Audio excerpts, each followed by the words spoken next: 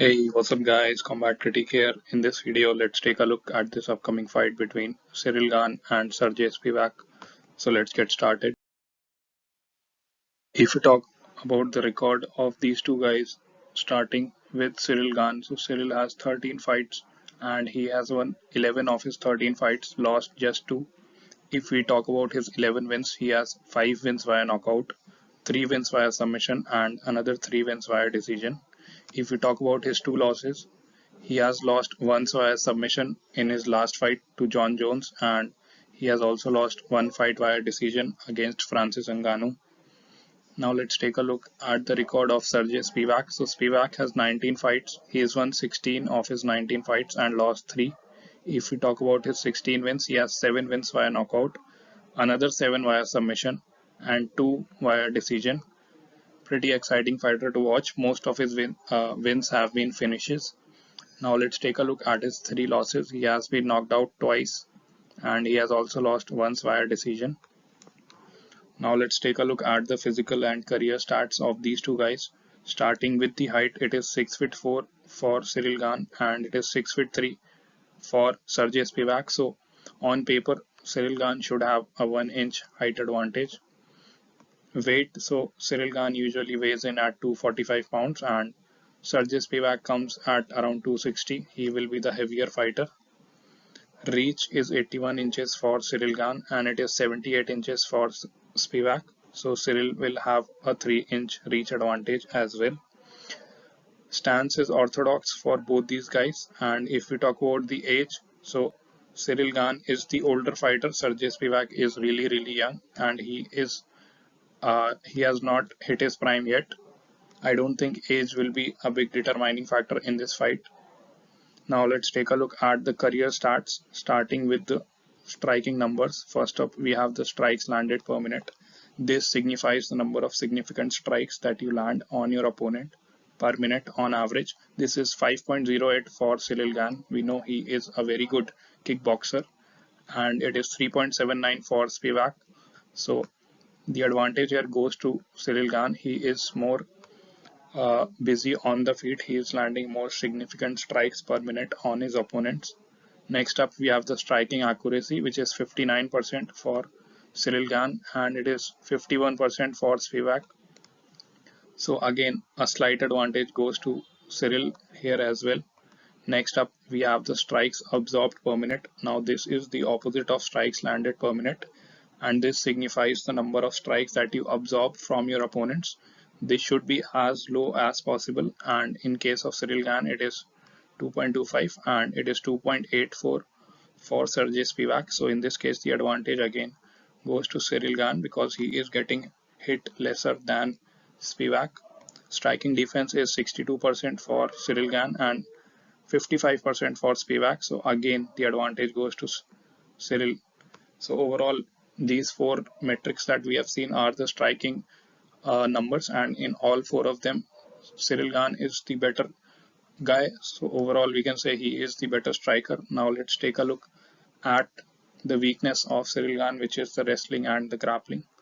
First up, we have the takedown average, which is just 0.61 for Ciryl Gane, and it is 5.05 for Sergei Spivak, and this is a really high number. Sergei Spivak will have a huge advantage in the takedown department. If we talk about the takedown accuracy, it is just 21% for Ciryl Gane and it is 65% for Spivak. So again, he gets an advantage here. Next up, we have the takedown defense, which is a big concern for Ciryl Gane. It is 45% and for Sergei Spivak, it is 70%. So again, Sergei Spivak gets the advantage here as well. Submission average is 0.5 for Ciryl Gane. He has some submission wins in the UFC, including a heel hook finish.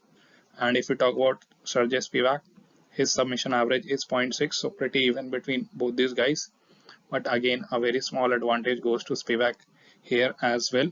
So in the striking, the fight favors Ciryl Gane, whereas in the wrestling, grappling and BJJ, all the 4 metrics we have seen favor Sergei Spivak. Now let's move on to the next slide. Let's take a look at the significant strikes by position. So if we talk about Ciryl Gane first, 89% of all his strikes are in the standing position, 8% in the clinch, and just 3% on the ground.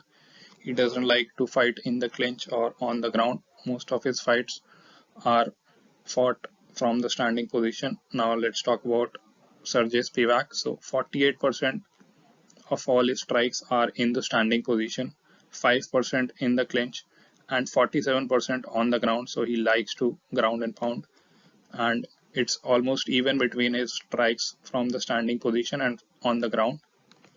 Now let's take a look at the significant strikes by target. So 44% of all the strikes that Ciryl Gane throws are to the head, 27% to the body, and 29% to the leg. So he is pretty diversified in terms of his shot selection. Now let's talk about Sergei Spivak. So 97% of all his strikes are to the head. This is very concentrated, and just 3% to the body and 1% to the leg. He barely throws any leg kicks or body shots. He is almost always head hunting, and I don't think I've seen anybody this much concentrated in head hunting as Sergei Spivak. This can be a detriment in this fight because we know that Ciryl Gane likes to mix it up. He has good leg kicks and he goes to the body. The only plus point for Sergei Spivak is that his ground game is better. He lands a lot more significant strikes on the ground compared to Ciryl Gane. Now, if we take a look at the previous performances of these two guys, starting first with Ciryl Gane, who has had a bit of bad luck in his last few fights. In his last fight, he lost to Jon Jones in the very first round by submission guillotine choke, and this happened in March of this year. So he is taking around 4-5 months off and coming back to fight once again. This is a regular turnaround for Ciryl Gane. Before that, he beat Tai Tuivasa by a knockout in the third round. This fight happened in September of last year. And before that, he fought Francis Ngannou in a close fight and lost by unanimous decision. This fight was even going into the fifth round, and in the fifth round, Ciryl Gane did a mistake, went for the heel hook, and that costed him the fight. And he was undefeated going into this fight against Francis Ngannou. This fight happened in January of last year.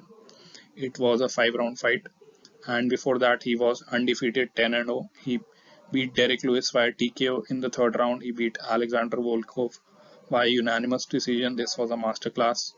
Before that, he beat Rosenstruik also by unanimous decision. He beat Junior Dos Santos via TKO. This was pretty controversial. The elbow looked like it was back of the head. Now let's talk about Sergei Spivak and his previous few performances.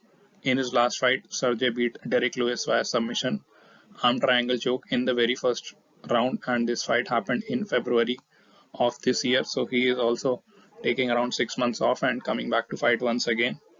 Before that, he beat Augusto Sakai via TKO punches in the second round. This fight happened in August of last year. Before that, he beat Greg Hardy via TKO in the very first round. And before that, he lost to Tom Aspinall via TKO elbow and punches in the very first round. And before that, he beat Alexei Olenek via unanimous decision in a 3-round fight.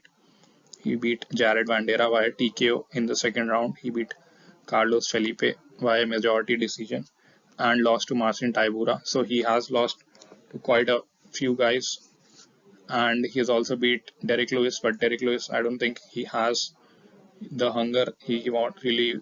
He is pretty old and he just got a win, but before that, Derek Lewis was looking pretty bad. And Greg Hardy, I don't think Greg Hardy is a very top level guy.